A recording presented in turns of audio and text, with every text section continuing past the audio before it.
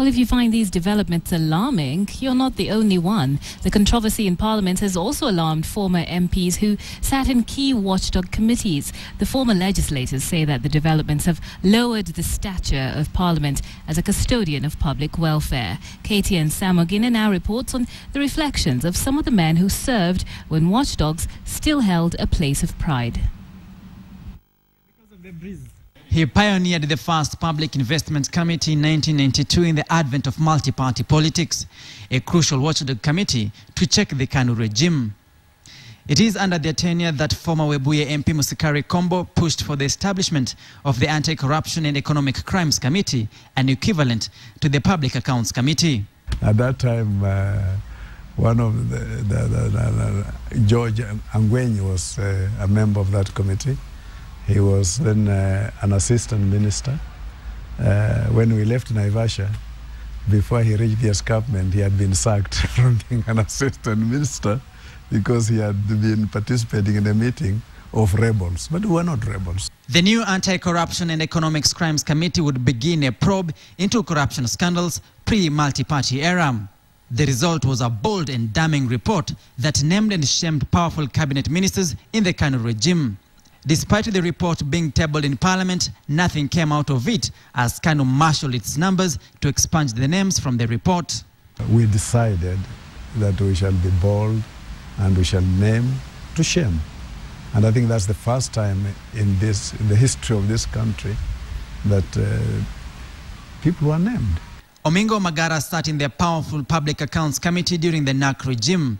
After the lead was lifted on the Anglo-leasing scam, he shepherded a probe and consequently tabled a report unmasking the unscrupulous deals and billions of sums lost. There are two things you cannot do at the same time.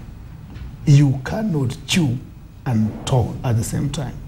If you are chewing for your own benefit, the Kenyans who have given you a voice to speak will be voiceless. In my committee, we chose to speak.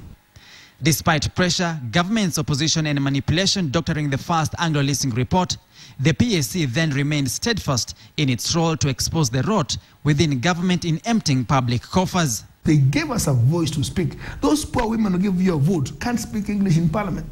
Please express yourself, not then robbing them again of the taxes to enrich yourself further, actually compromising the mandate you are given. So I think corruption is a crime that should be given a maximum sentence if possible.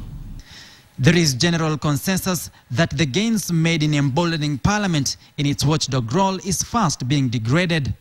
People like the late Shikuku, wherever they are, sitting in the grave, people who really believed in the fight against corruption, seeing this, people like myself seeing this, yes, you will feel betrayed. Those debts that we incur are not supposed to be incurred.